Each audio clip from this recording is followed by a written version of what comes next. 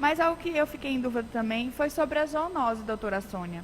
Eu vi aqui no relatório, eu pedi para imprimir, por isso que eu fico olhando para baixo, mas no relatório fala que a zoonose teve algumas ações para explicar como cuidar dos animais na época do Covid. Mas eu não vi no relatório quais são as metas da zoonose, quanto de valor que foi recebido, se a meta anual ou a meta trimestral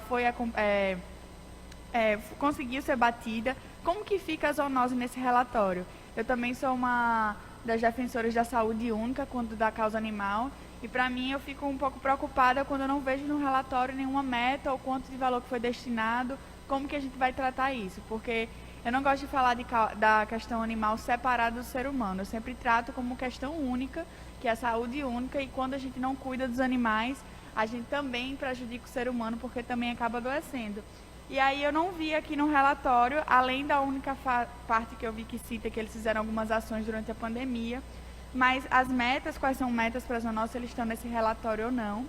Sobre a questão do castramóvel, doutora Sônia, para mim ainda é muito triste que a zoonose ela não tem um orçamento, porque a gente não fala só de animais em nenhum momento. Quando a gente fala, a gente tem que lembrar que se os animais adoecem e estão nas ruas, as pessoas também vão adoecer. Eu fiz algumas visitas recentes na zoonose, por exemplo, lá nós temos apenas um único microscópio funcionando para toda Maceió. Então, se a gente tiver qualquer tipo de lesão que precisar ser analisada, a possibilidade de ter uma raiva em algum animal, ou de alguma coisa que a gente precisa fazer para todo o município, a gente só tem um único microscópio funcionando. O castramóvel foi adquirido, mas ele está sendo utilizado dentro da zoonose, e a justificativa, eu conversei inclusive com a prefeitura, foi a falta de recursos. Eu conversei com a deputada federal Tereza Nemo, ela destinou uma emenda de R$200 mil para tirar ele da zoonose e ele ir para a rua, porque atualmente ele está funcionando para castrar os animais que foram resgatados da prefeitura. Eu participei também da ação dos 190 gatos resgatados lá no mercado. Mas para mim é algo que a gente precisa rediscutir, como que a gente vai incluir a zoonose também no orçamento municipal. A gente tem que falar sempre da questão da saúde única e não separar os animais das pessoas, porque senão as pessoas vão continuar adoecendo. A senhora sabe também que a gente tem algumas doenças que são transmissíveis, zoonóticas, de animais para pessoas, e um animal de rua, por exemplo, um cachorro, ele transmite em média 60 zoonoses para o ser humano, e gato ainda mais. Então, se a gente tem diversos animais da rua, a gente vai ter mais pessoas adoecendo. Então, seria uma forma até de economizar no futuro, se a gente conseguir combater algumas doenças que são fáceis transmissíveis entre os animais. Eu, por exemplo, de resgatar animal na rua, já tive até sarna, carrapato, porque eu pego o bicho mesmo, a gente não tem esse problema. E algo que me deixa sem entender um pouco, a questão é que foram apresentados diversos dados, mas algumas justificativas para mim me faltam. Por que os dados não foram tão satisfatórios? Por que a maior parte aqui está insatisfatória, não cumpriram as metas? Todos foram por causa da pandemia. Além disso, eu vi que o vereador Fernando Alona falou sobre a questão das máscaras. Eu ainda acrescento se era possível ou não implementar com uma questão de EPI, mas a questão é que agora nós temos uma lei estadual que estabelece obrigatório o uso das máscaras. E eu me preocupo, tudo bem com a população que tem casa, que tem onde morar, mas assim, os moradores de rua que não têm acesso a essas máscaras, como que eles teriam?